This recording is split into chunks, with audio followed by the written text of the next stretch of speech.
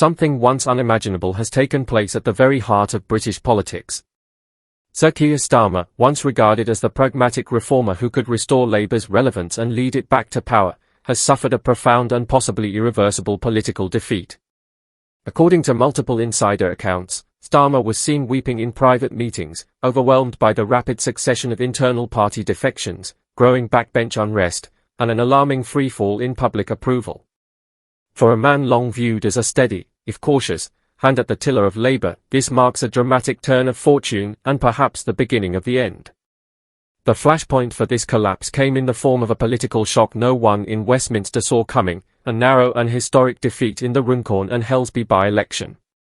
In a result that has already become part of political folklore, Reform UK, the insurgent party led by Nigel Farage, overturned decades of Labour dominance to win the seat by a mere 25 votes, marking the narrowest margin in British by-election history.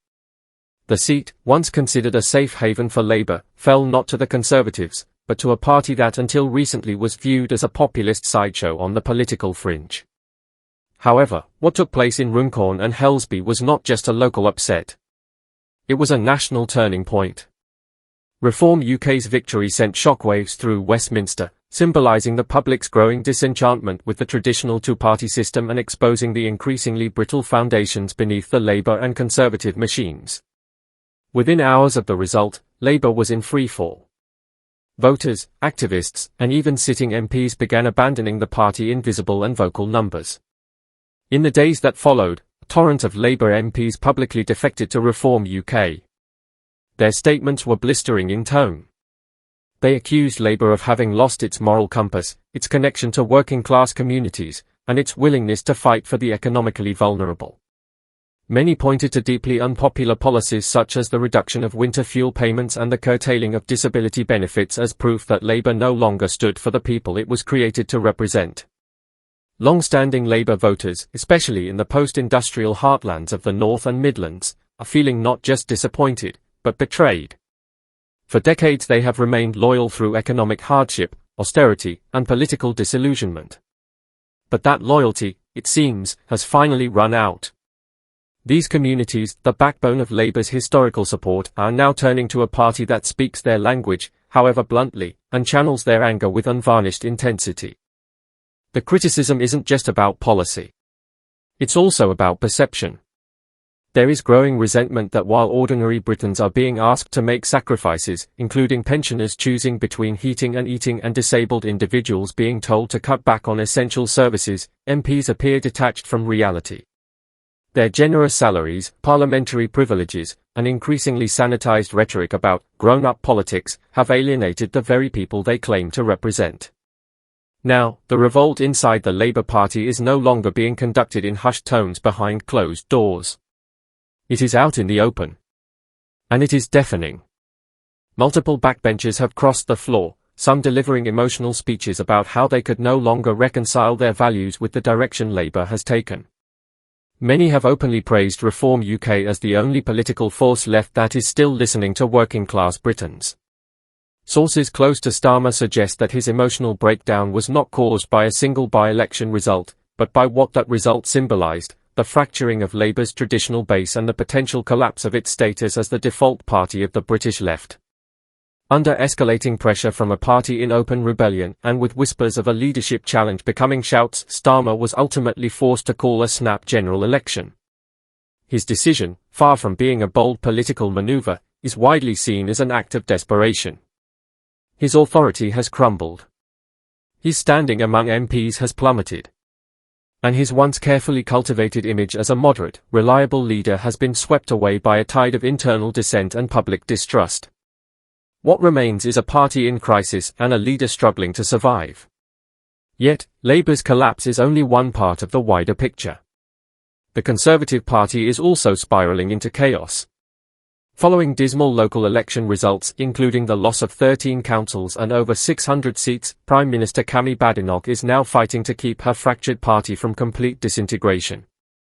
Senior Tories are privately expressing doubts about her leadership, while grassroots members are deserting the party in droves. For both major parties, the writing is on the wall. The old political order is unraveling.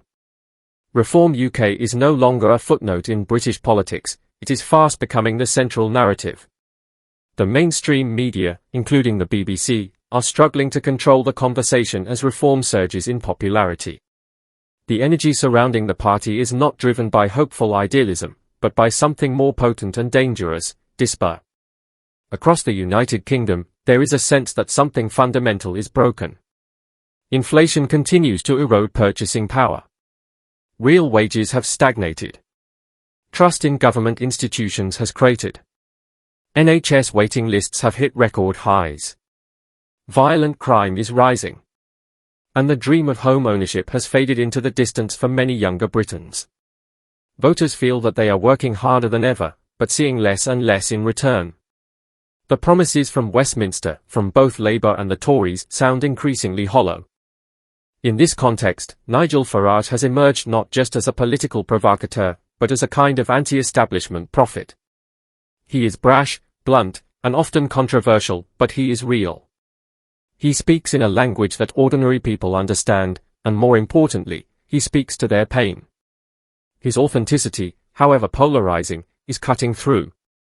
And that, more than anything, explains Reform UK's meteoric rise. What began as a protest movement is now becoming a formidable political force. Reform UK is pulling support from every direction: disenfranchised Labour voters, disillusioned Conservatives, and a growing number of centrists who feel politically homeless. For the first time in a generation, Britain is staring not merely at a general election, but at a seismic political shift that could reshape the electoral map for decades to come.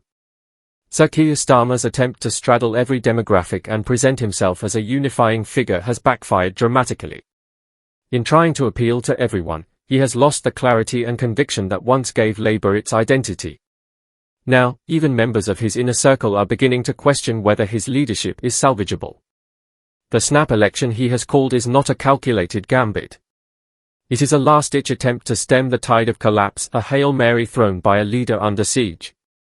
The real question facing Britain now is not whether Labour can recover in time, but whether the entire political system can withstand what may be the most profound democratic upheaval in modern history. As Labour's political fortunes continue to unravel, the party finds itself embroiled in a scandal that has not only deepened public skepticism but reignited a deeply fraught national debate over child exploitation, political accountability, and institutional failure. At the centre of this most recent controversy is Labour MP Lucy Powell, whose remarks during a BBC Radio 4 broadcast have been widely condemned as callous, dismissive, and emblematic of a political class increasingly out of touch with ordinary Britons. The storm began during an appearance on Any Questions, when Powell responded to fellow panellist Tim Montgomery's reference to a recent Channel 4 documentary, which told the harrowing stories of 5 women who survived abuse at the hands of grooming gangs. Instead of acknowledging the gravity of the topic, Powell quipped, "Oh, we want to blow that little trumpet now, do we? Let's get that dog whistle out, shall we?" The remark, delivered with a tone many perceived as flippant, was almost immediately met with a wave of condemnation from across the political spectrum. Critics accused Powell of trivializing child sexual abuse, framing it as a mere political talking point rather than a deeply traumatic issue with real-world victims. Survivors groups and commentators accused her of employing the language of political deflection, using accusations of dog whistling to shut down legitimate concerns. Her words, they argued, were not simply poorly chosen, they symbolized a culture within Labour that prioritizes optics and party image over truth and justice. Powell later issued a public apology, stating that she had failed to articulate her intentions and reaffirming her commitment to addressing grooming gangs seriously and with empathy. She insisted that her comment was aimed at political opportunism, not at the subject of child exploitation itself. However, the damage was already done. Her statement did little to quell the mounting criticism or address the growing perception that Labour is both reluctant and ill-equipped to handle sensitive societal issues in a manner that respects the victims. The incident has been interpreted by many as a symptom of a broader crisis within Labour, one that speaks to the party's increasing estrangement from the working-class communities it once championed. For many voters, particularly those in post-industrial towns where grooming gang scandals have occurred, Powell's remarks confirmed what they have long suspected, that the political elite would rather shut down uncomfortable conversations than confront institutional failings head-on. Health Secretary Martin Westing attempted to defend Powell, describing her as mortified and insisting she had meant no harm. Yet, his reassurances rang hollow against the backdrop of rising anger and deepening distrust. The controversy has not only widened the chasm between Labour and its traditional base but has further fueled the narrative that the party is elitist, insular, and more concerned with reputational management than moral clarity. For Reform UK, the scandal has presented a political opportunity. Capitalising on public discontent and widespread frustration with both major parties, Nigel Farage's movement has positioned itself as the only political force willing to confront uncomfortable truths, however politically inconvenient. Reform's surge in popularity, especially on matters where the mainstream parties are perceived as evasive or disingenuous, has been further bolstered by Powell's misstep. Tim Montgomery, whose comment had sparked Powell's reaction, later stated that conversations surrounding grooming gangs are too often shut down with accusations of racism or political dog-whistling tactics, he argued, that serve only to silence victims and stall justice. He described Powell's remarks as indicative of a broader political culture that prioritizes ideological safety over factual engagement. Montgomery warned that if survivors themselves began speaking out publicly in response to Powell's comments, the backlash could escalate significantly. Indeed, the political fallout has been swift and intense. Nigel Huddleston, co-chair of the Conservative Party, condemned Powell's remarks as completely inappropriate and part of a broader, troubling trend of dismissiveness within Labour. He accused the party of minimising public concern around grooming gangs and backtracking on previous pledges to pursue full investigations. Huddleston called for a statutory public inquiry into grooming gang crimes, alleging that Labour's hesitance was motivated not by caution but by a desire to shield local councils under its control from scrutiny. Huddleston's accusations have added fuel to the fire, raising uncomfortable questions about potential political interference in the pursuit of justice. The suggestion of a cover-up, whether real or perceived, has only intensified public anger. For many, Powell's apology came too late and offered too little, particularly in light of what some now believe to be a pattern of deflection and denial within Labour. Downing Street, sensing the gravity of the moment, weighed in. In a statement, a spokesperson for the Prime Minister condemned the politicisation of child sexual exploitation, accusing certain political figures of using victims' trauma for electoral gain. However, when pressed on whether Prime Minister Keir Starmer stood by Powell's framing of the discussion, the spokesperson offered only a vague expression of disappointment, further infuriating critics who saw it as yet another example of Labour's unwillingness to take firm moral positions. In a rare moment of internal dissent, Shadow Home Secretary Chris Phelps rejected the idea that concerns about grooming gangs were a form of political dog-whistling. He insisted that calls for a national inquiry were not rooted in political opportunism, but in a desire for justice and accountability. Phelps's comments were echoed by Marlon West, the father of one of the survivors featured in the Channel 4 documentary, who told The Telegraph that demands for an inquiry were not about politics but were born from years of institutional neglect and systemic failure. West was particularly critical of delays in the publication of data by Dame Louise Casey on the prevalence and handling of grooming cases, suggesting Labour was deliberately stalling for political reasons. He argued that the reluctance to fully confront the issue sent a dangerous message to survivors and undermined public confidence in the state's ability to protect its most vulnerable citizens. The controversy surrounding Powell's comments has therefore become a flashpoint in a much wider reckoning, not just with Labour's leadership and internal culture, but with the political establishment as a whole. The public's patience is wearing thin. For years, many have felt their concerns were ignored, their voices sidelined, and their suffering minimized.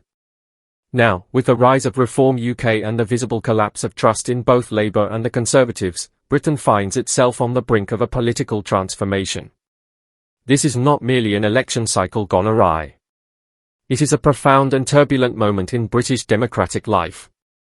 As Labour stumbles from crisis to crisis and the Conservatives continue to hemorrhage credibility, voters are no longer simply weighing party manifestos.